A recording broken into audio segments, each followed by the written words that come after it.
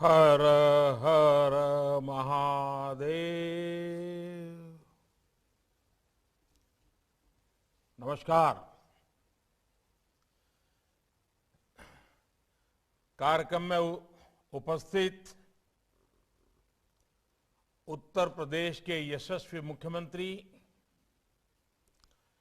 जन जन के उपयोगी योगी आदित्यनाथ जी,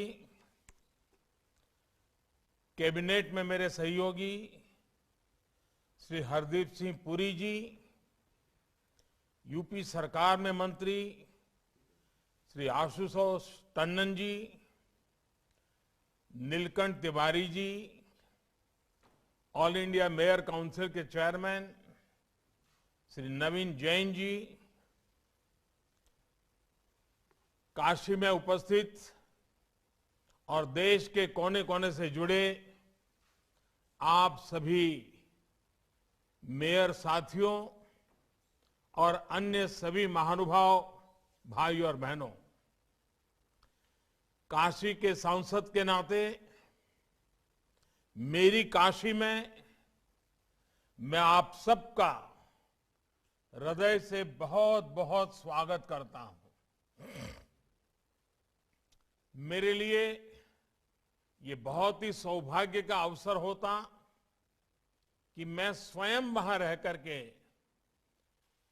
मेरी काशी में मैं आपका स्वागत करता, आपका सम्मान करता, लेकिन समय की कुछ सीमाओं के कारण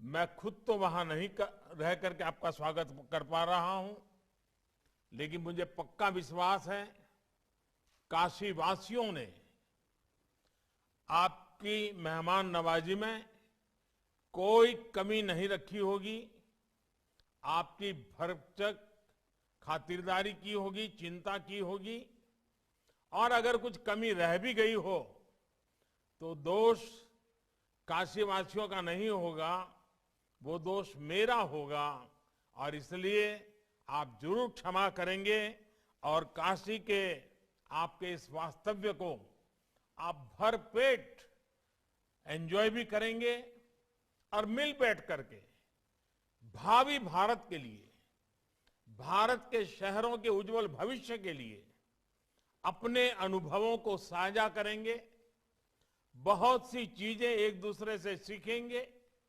और अपने अपने शहर को अपने अपने तरीके से और आगे बढ़ाने के लिए, सुंदर से सुंदर शहर बनाने के लिए, वाइब्रेंट शहर बनाने के लिए, एक जागृत शहर बनाने के लिए आप कोई कसर नहीं छोड़ेंगे, ऐसा मेरा पूरा विश्वास है। आप सभी मेयर साहिबान जरूर अपने कार्यकाल में अपने शहर को कुछ न कुछ देना चाहते ही होंगे। आप जरूर चाहते होंगे कि आप अपने शहर में कुछ ऐसा करके जाएं ताकि आने वाले समय में 5, 50, 20 साल के बाद जब भी कोई शहर में आए तो चर्चा करें कि जब फलाने सज्जन यहां मेयर थे या फलानी बहन यहां मेयर थी, तब ये शहर में ये काम हुआ था। एक याद बन जाएगी, एक दिशा बन जाएगी, और हर किसी के मन में ये सपना भी रहना चाहिए, ये संकल्प भी रहना चाहिए, और इस संकल्प की पूर्ति के लिए जी जान से जुट जाना भी चाहिए। और जनता ने जब हम पर विश्वास रखा हो, नगर का पूरा दायित्व हमें दिया हो, तो हमें भी इसको भली भांति पूरा करने का प्रयास करना चाहिए। और मुझे पक्का विश्वास है कि आप सब उस दिशा में जरूर कुछ न कुछ करते होंगे, जरूर उसका अच्छा परिणाम मिले, इसके लिए आपका प्रयास रहते होंगे।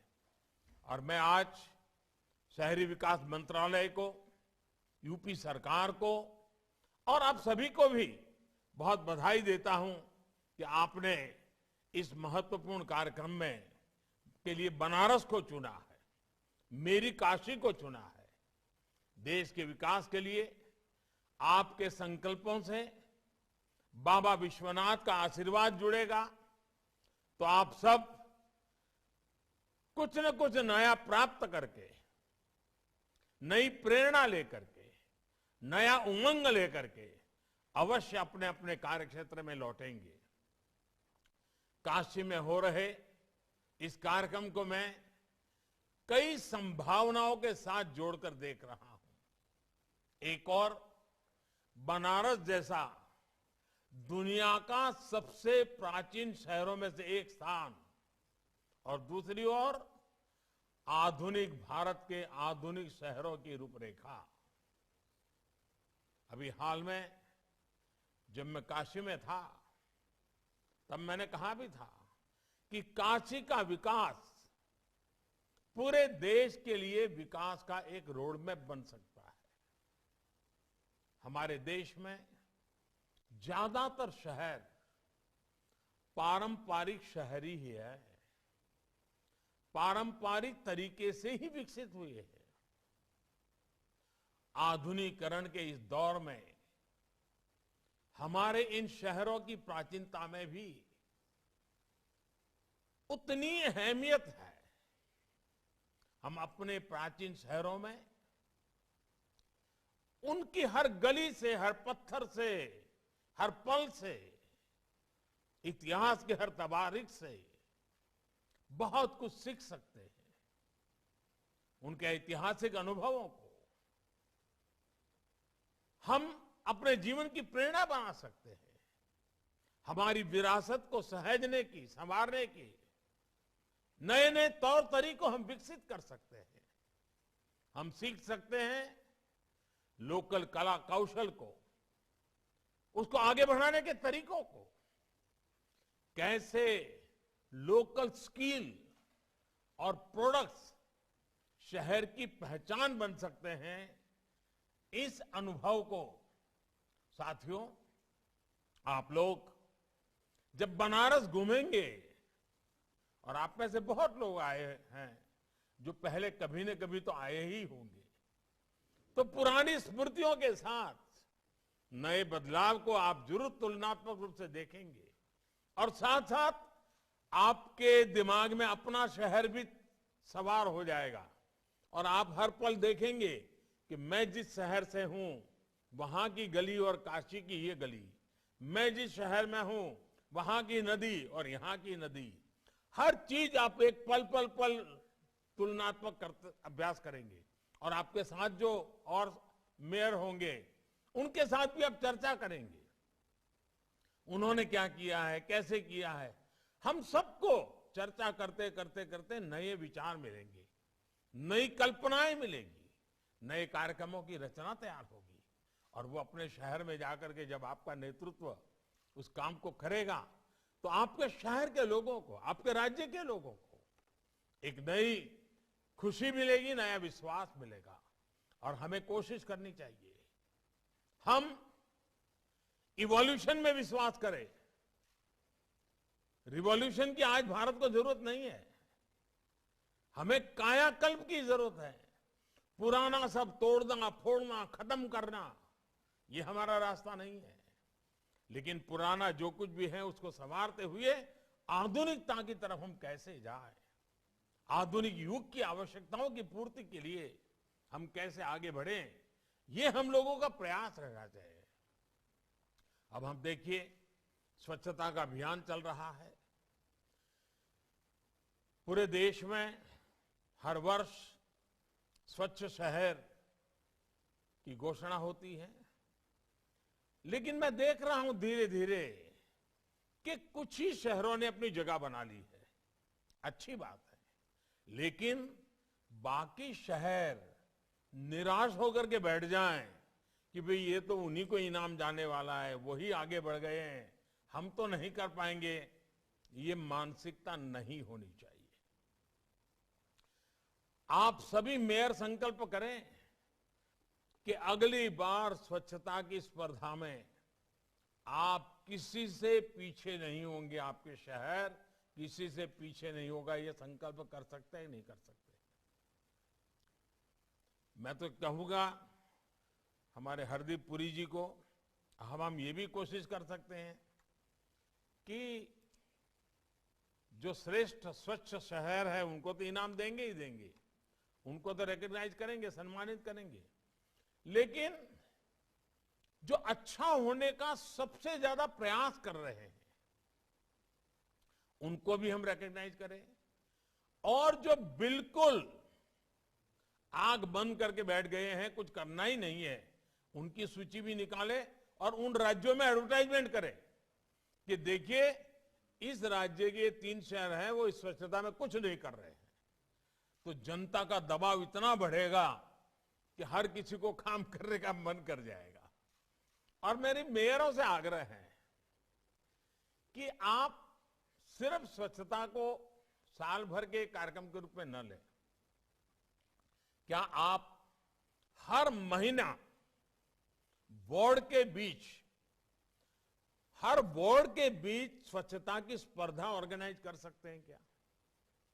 जूरी बना करके इस महीने में कौन सा बोर्ड सबसे ज्यादा स्वच्छता का इनाम ले रहा है, अगर शहर के बोर्डों में कंपटीशन होगी, बोर्ड के काउंसिलर्स के बीच में स्पर्धा होगी, तो उसका क्यूमुलेटिव इफेक्ट, टोटल जो इफेक्ट है वो पूरे शहर का रूप बदलने में काम आएगा। और इसलिए मैं तो चाहूंगा, दूसरा, जैसे स्वच्छता का एक महत्व है, सौंदर्यकरण भी, ब्यूटिफिकेशन, ये भी मैं तो चाहता हूं, दुनिया में ब्यूटी कंपटीशन होती है, जो होती है वो होती है, मुझे उसमें कुछ कहना नहीं है, लेकिन क्या हम हमारे नगर में वार्ड ब्यूटी कंपटीशन कर सकते हैं क्या? कौन सा वार्ड सबसे ज्यादा ब्यूटीफुल है?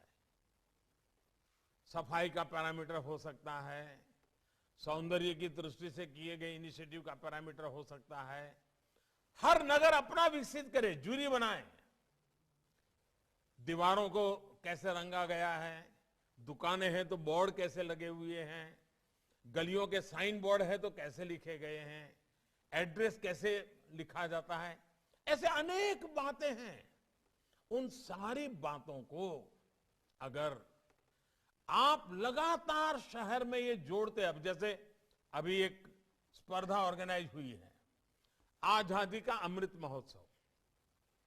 अब आजादी का अमृत महोत्सव, उसमें 3 चीजें कही है जो आप सामान्य मानवी से करवा सके। एक, कि आजादी के अमृत महोत्सव के निमित्त रंगोली स्पर्धा, लेकिन रंगोली भी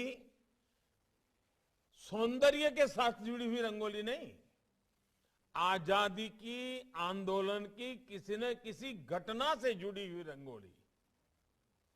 अगर ये पूरे शहर में आप स्पर्धा करें, आने वाले 26 जनवरी तक इसको बड़ा माहौल बनाए, देखिए बदल हो सकता है कि नहीं हो सकता है।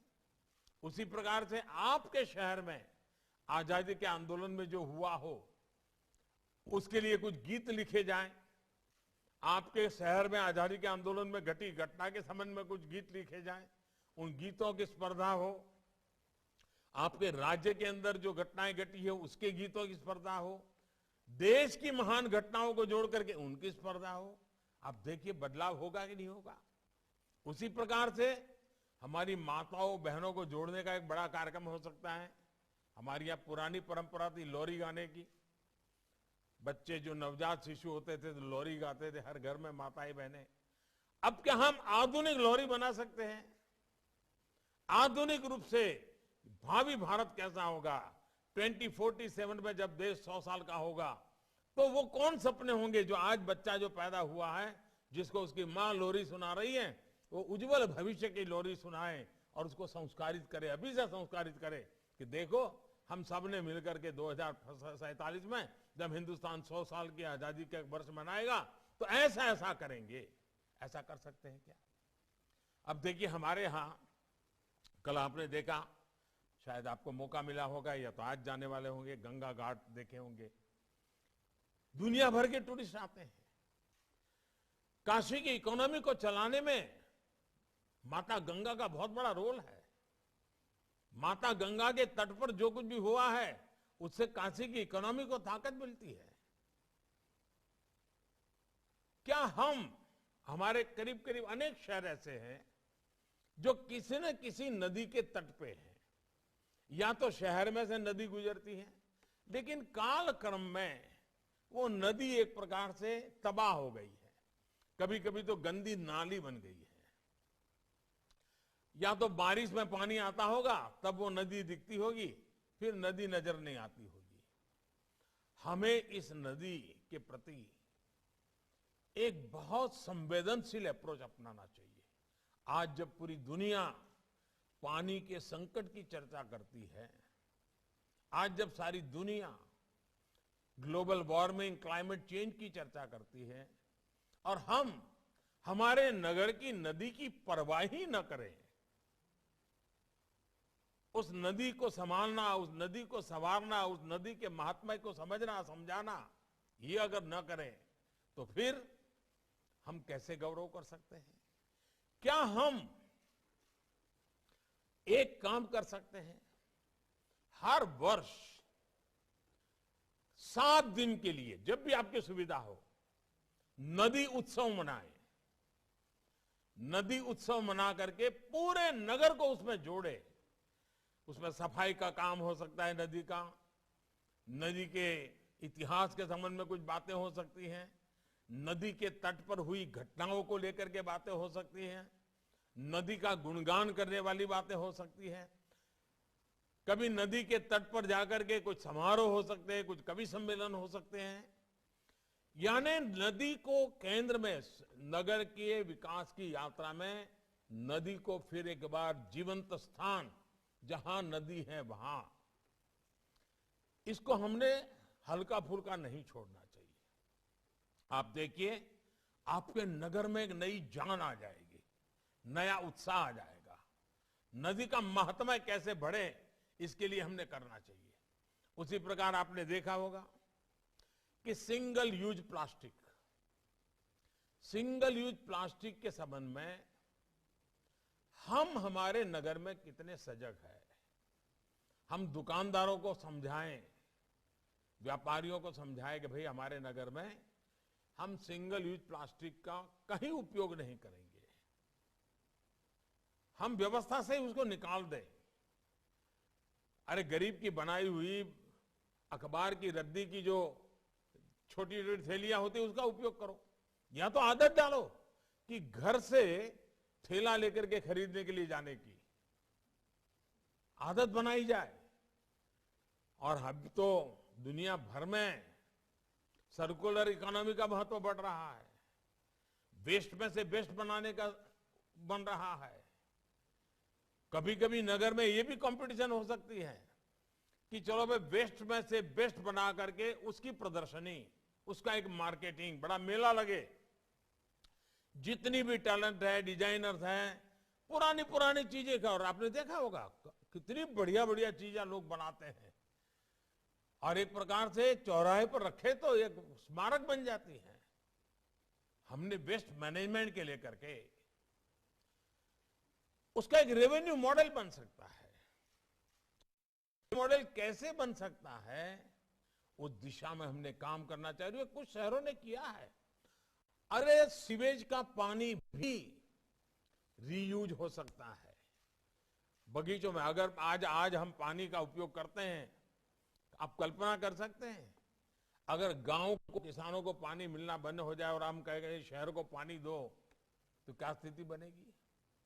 हमारे जो पीने के सिवाय के काम है, उसमें सीवेज वाटर का ट्रीटमेंट करके उसमें से पानी बगीचों के लिए, बाकी कामों के लिए बहुत बड़ी मात्रा में उपयोग कर सकते हैं।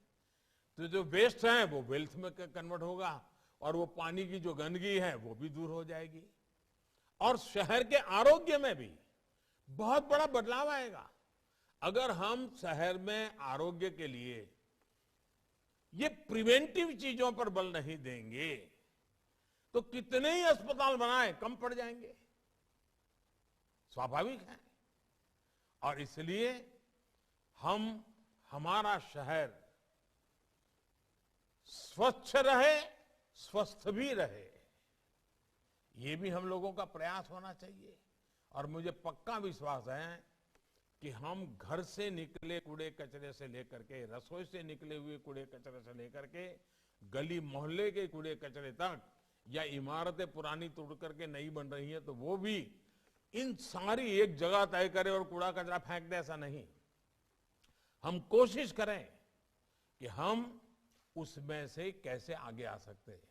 अब जैसे सूरत में सीवेज वाटर ट्रीटमेंट का एक आधुनिक मॉडल डेवलप किया गया है, वहां भी सीवेज वाटर को ट्रीटमेंट के बाद इंडस्ट्री को बेचा जा रहा है और लोकल बॉडी को कमाई हो रही है। ऐसा कई शहरों में होता होगा, तो मुझे जानकारी थी इसलिए मैंने उसका उल्लेख किया।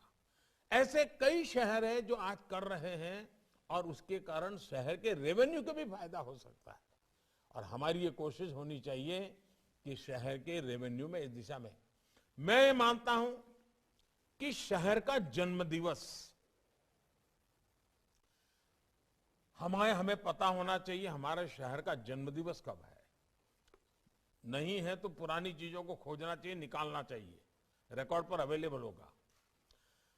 शहर का जन्मदिवस बड़े तामझाम के साथ मनाना चाहिए। अपने शहर के प्रति गौरव पैदा हो, उसके साथ अनेक स्पर्धाएं हो, और मेरा शहर कैसा हो, हर नागरिक के दिल में एक भाव पैदा हो कि मेरा शहर मुझे कुछ ऐसा बनाना है, मैं इसके लिए ऐसा ऐसा करने वाला हूं, मैं ये प्रयास करूंगा। ये जब तक हम नहीं करते हैं तो फिर क्या होता है, टैक्स बढ़ाया कि कम किया, फलाना किया कि ढिकना किया, इसी में चर्चा हो रही है। अभी योगी जी अपने भाषण में एलईडी बल्ब की चर्चा कर रहे थे। क्या आप तय कर सकते हैं कि मेरे नगर में एक भी गली, एक भी खंभा ऐसा नहीं होगा जिस पर एलईडी बल्ब ना लगा हो? आप देखिए नगर पालिका के, महानगर पालिका के बिजली का बिल एकदम से कम हो जाएगा और रोशनी बदलेगी, वो तो अलग। अब ये बड़ा अभियान के लिए करना चाहिए कि ये काम मुझे 2 महीने 3 महीने में पूरा करना है। एक भी बल्ब ऐसा नहीं होगा जो एलईडी बल्ब ना हो। उसी प्रकार से आप अपने मतदाताओं को, अपने नगर के नागरिकों को, उनको खुश करने के लिए भी एक काम कर सकते हैं। हर घर में एलईडी बल्ब हो। मध्यम वर्ग परिवार के घर में अगर एलईडी बल्ब से लाइट चलेगा तो उसका बिजली का बिल 200, 500, 1000, 2000 कम आएगा, मध्यम वर्ग के पैसे बच जाएंगे। ये प्रयास हम लोगों को करना चाहिए और ये सारा के लिए नई योजनाएं उपलब्ध है। इन उपलब्ध योजनाओं का उपयोग करते हुए हम इन बातों को कैसे आगे बढ़ाएं। आज आजादी का अमृत महोत्सव चलता है। देखिए, शहर का विकास भी जन भागीदारी से होना चाहिए। जन भागीदारी पर बल देना चाहिए। जितनी मात्रा में जन भागीदारी, अब जैसे हमारा आग्रह है कि अगर आपके नगर में एनसीसी के यूनिट चलते हैं स्कूलों में, तो एनसीसी के यूनिट के लोगों से बात करो। जितने भी आपके यहां स्टैच्यू लगे हुए हैं, बाबा साहब आम्बेडकर की स्टैच्यू होगा, महात्मा गांधी का स्टैच्यू होगा, कहीं स्वामी विवेकानंद जी का स्टैच्यू होगा, कहाँ शहीद वीर भगत सिंह जी का स्टैच्यू होगा, कहीं राणा प्रताप जी का होगा, कहीं छत्रपति शिवाजी महाराज का होगा। अलग अलग स्टैच्यू रहते हैं। लगाते समय तो हम बहुत जागरूक होते हैं, वाह तामझाम, इतना मन लग जाता है, लेकिन लग जाने के बाद कोई उसकी तरफ देखता नहीं है। साल में एक दिन जब या तो उनको जन्मदिन होगा तब तो हम देख लेते हैं। क्या हम हमारे एनसीसी के कैडेट्स, उनकी टोलियां बना करके हर दिन सभी स्टैच्यू को साफ सुथरा करेंगे, उसकी सफाई करेंगे, और जो बच्चे इकट्ठे होंगे वो स्टैच्यू किसका है उस पर 5 मिनट भाषण करेंगे। हर दिन नए नए बच्चे आएंगे तो उनको पता चलेगा भाई ये स्टैच्यू है, इस महापुरुष ने ये काम किया था और आज हमारी बारी है कि चलो इस चौराहे को साफ सफाई का हमें मौका मिला है। चीजें छोटी हैं लेकिन पूरे नगर को बदलाव लाने की बड़ी ताकत रखती है। आपके कार्यकाल में यह आजादी का अमृत महोत्सव आया है। जब आजादी का अमृत महोत्सव आया है तो क्या आप कम से कम एक चौराहा, अपने नगर में एक सर्कल जहां से 4-6 रास्ते निकलते हो, ऐसा बढ़िया सर्कल, उसमें पब्लिक प्राइवेट पार्टनरशिप से, सरकार का म्युनिसिपैलिटी का पैसा नहीं, जन भागीदारी से कोई ऐसा स्मारक बना सकते हैं, यूनिक स्मारक, जो आजादी के अमृत महोत्सव से सुसंगत हो, आजादी के आंदोलन को या देश के कर्तव्य भाव को या उज्जवल भविष्य के भारत की कुछ चीज दिखे, ऐसा सर्कल का सुशोभन, कंपटीशन करें, कलाकारों को कहे भाई आप बताइए क्या होना चाहिए, डिजाइन करके कंपटीशन हो, कंपटीशन में इनाम मिले, फिर इसमें से बनाने वाले चुने जाए, एक आपके जीवन की यादगार आप छोड़ करके जाएंगे।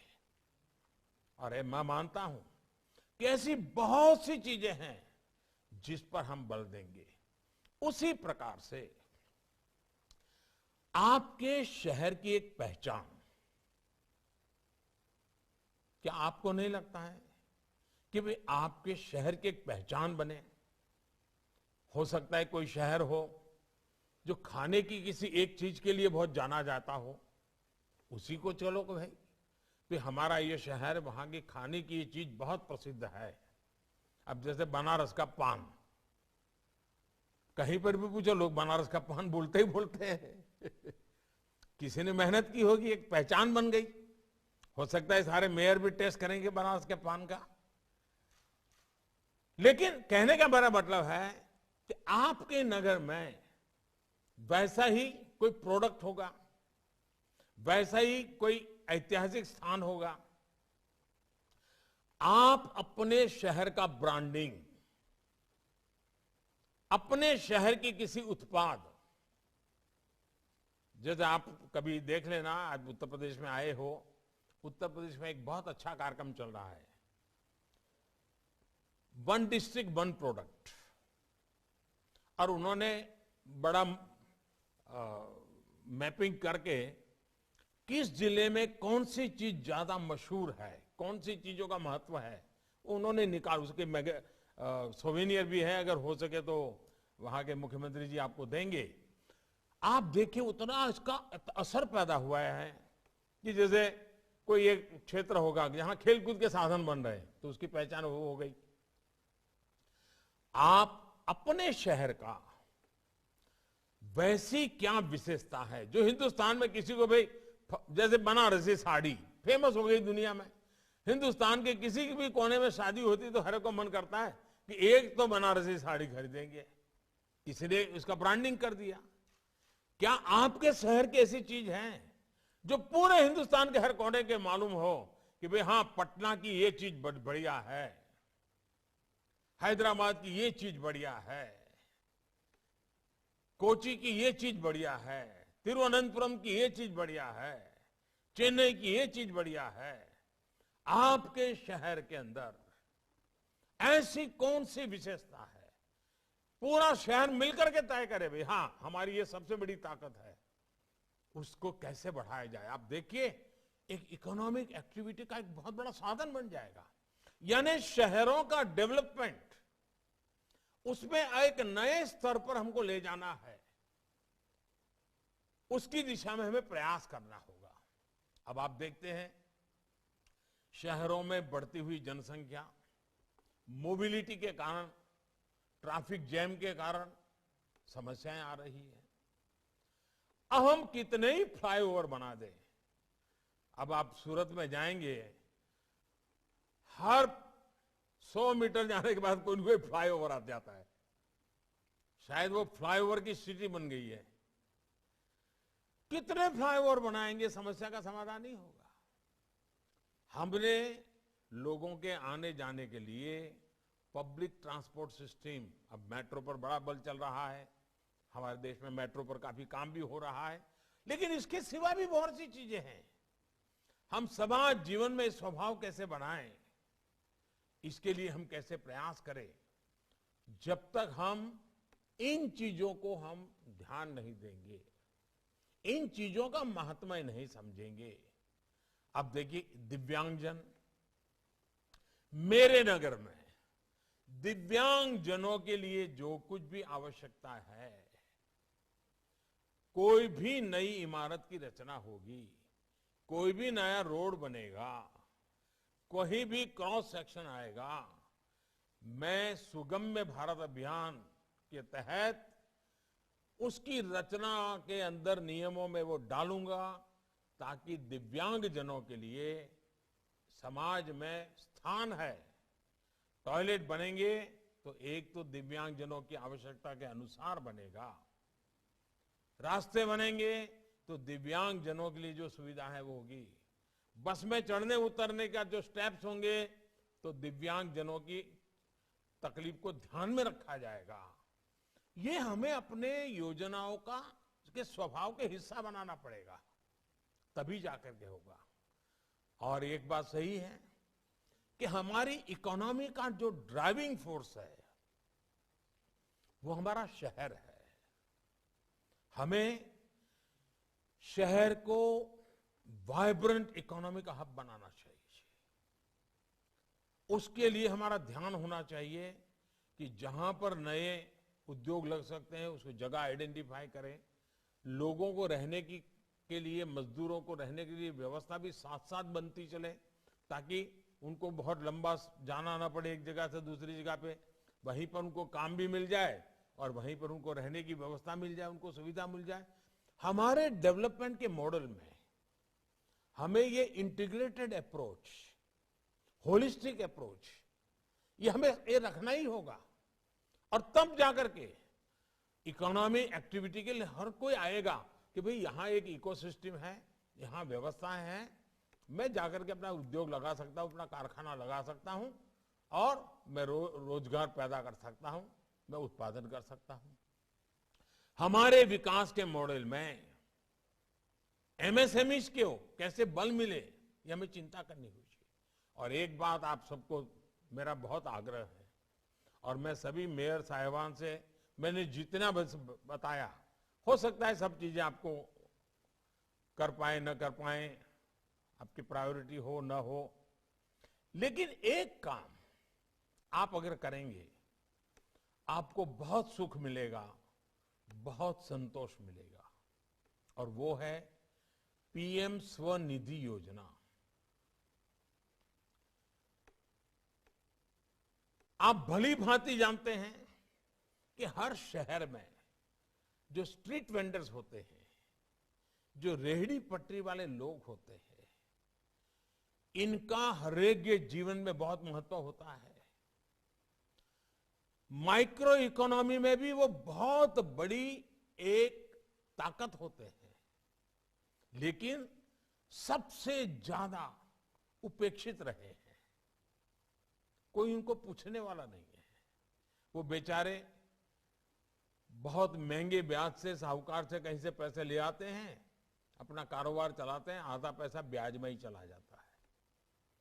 वो गरीबी से लड़ना चाहता है, मेहनत करता है, दिन में चिल्ला चिल्ला करके गलियों में जाकर के अपना माल बेचता है।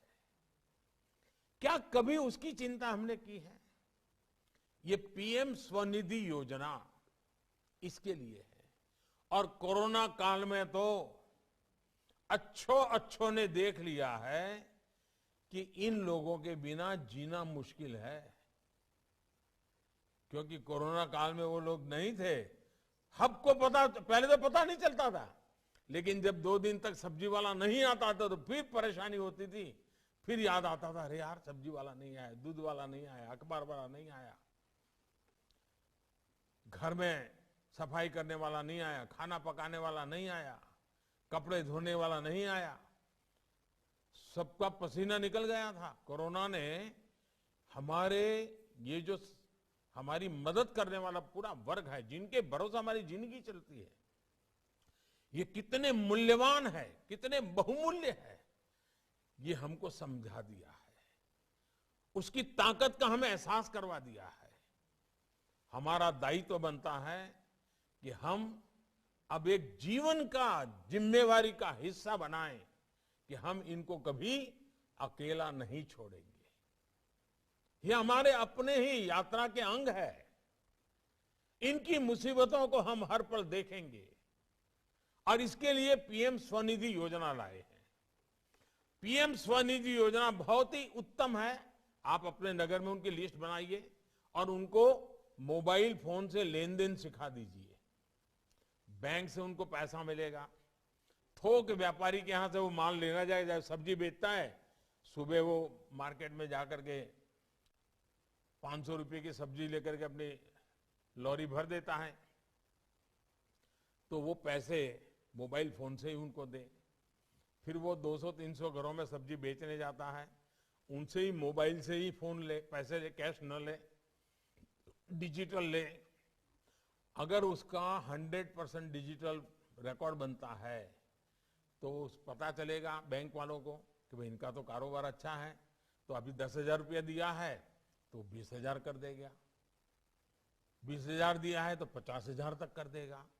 और मैंने तो ये भी कहा है कि अगर आप 100% डिजिटल ट्रांजैक्शन करते हो तो जो हिसाब किताब बैठता है, ब्याज करीब करीब 0 हो जाता है। ये हमारे रेहड़ी पटरी वालों को इतना बड़ा पैसों का कारोबार बिना ब्याज को मिल जाए, मैं पक्का मानता हूं वो बहुत ही अच्छा कर लेंगे। अपने बच्चों की पढ़ाई पर ध्यान देंगे, वो अच्छा क्वालिटी माल बेचना शुरू कर देंगे, ज्यादा बड़ा व्यापार करना शुरू कर देंगे और आपके नगर में लोगों की सेवा अच्छी होगी।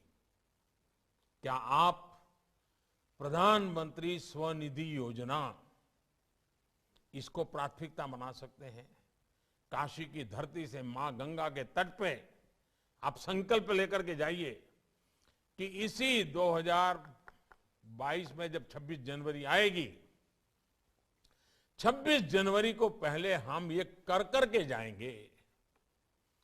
26 जनवरी के पहले हमारे नगर के 200, 500, 1000, 2000 जो भी रेहड़ी पटरी वाले हैं, इनका बैंक का खाता खुल जाएगा। उनको डिजिटल लेन देन की ट्रेनिंग दी जाएगी। उनके जो जिन व्यापारियों से माल खरीदते हैं उनको भी डिजिटल की ट्रेनिंग दी जाएगी। जहां वो जाकर के माल अपना बेचते हैं उनको डिजिटल ट्रेनिंग दी जाएगी। देखते ही देखते ये डिजिटल का कारोबार भी बढ़ जाएगा और मेरे रेहड़ी पटरी वालों को कम से कम ब्याज में, हो सके तो 0 ब्याज से अपना कारोबार बढ़ाने का एक बहुत ही बड़ा अवसर मिल जाएगा। बहुत सी बातें हैं साथियों। आप यहां आए हैं काशी में, काशी को बहुत बारीकी से देखेंगे भी और अनेक नए नए सुझाव आपके मन में होंगे। अगर आप सुझाव मुझे भेजेंगे तो मुझे मेरे काशी में काम करने में बहुत मदद करेगा। आप अपने मेयर के नाते किए हुए काम और आपको लगता है कि ऐसा काम मोदी जी ने काशी में करना चाहिए, अगर आप मुझे ये देंगे तो मुझे जरूर आपका मैं आभारी रहूंगा, क्योंकि मैं तो आप लोगों से सीखना चाहता हूं। सब मेयर को वहां बुलाया है, ये इसीलिए बुलाया है कि आप हमारे काशी वालों को कुछ सिखाइए, कुछ समझाइए, जो आपने नया किया है उनको बताइए। हम काशी में जरूर आपसे सीखेंगे, आपसे चीजें सीख करके हम जरूर मेरे काशी में लागू करेंगे और मैं सबसे पहला विद्यार्थी बनूंगा, मैं इसको सीखूंगा। दूसरा, हम सब राजनीति से जुड़े हुए लोग हैं। आप सबको पता होगा कि एक ऐसा पद होता है जहां से राजनीति जीवन में आगे बढ़ने के बहुत अच्छे अवसर मिलते हैं। आप सबको पता होगा, सरदार वल्लभ भाई पटेल जब अहमदाबाद शहर बहुत छोटा था, एक नगर पालिका थी, सरदार साहब गुलामी के कालखंड में उसके मेयर बने थे, अध्यक्ष बने थे और वहीं से उनकी जीवन यात्रा शुरू हुई और आज भी देश उनको याद कर रहा है। बहुत से नेता ऐसे हैं जिनका जीवन का प्रारंभ ऐसे ही किसी म्युनिसिपैलिटी से शुरू हुआ है, किसी नगर पालिका से शुरू हुआ है, किसी महानगर पालिका से शुरू हुआ है। आपका जीवन भी एक ऐसे पड़ाव पर है, मुझे पक्का विश्वास है कि आप भी अपने राजनीतिक उज्जवल भविष्य के लिए भी पूरे समर्पण भाव से अपने क्षेत्र के विकास के लिए जुड़ जाएंगे। आधुनिक शहर बनाने ही होंगे, विरासत को संवारनी भी होगी। विरासत भी चाहिए, विकास भी चाहिए। उस पूरे सपनों को लेकर के आप चलेंगे। मेरी तरफ से फिर से एक बार काशी में आपका बहुत बहुत स्वागत है और मुझे पक्का विश्वास है काशी में आप सबके खातिरदारी बहुत उत्तम होगी। काशी के लोग बहुत प्यार करते, बहुत प्यार करने वाले लोग हैं। आपको कभी कमी महसूस नहीं होने देंगे। उस प्यार को लेकर के आप जाइए। बहुत बहुत धन्यवाद, बहुत बहुत शुभकामनाएं।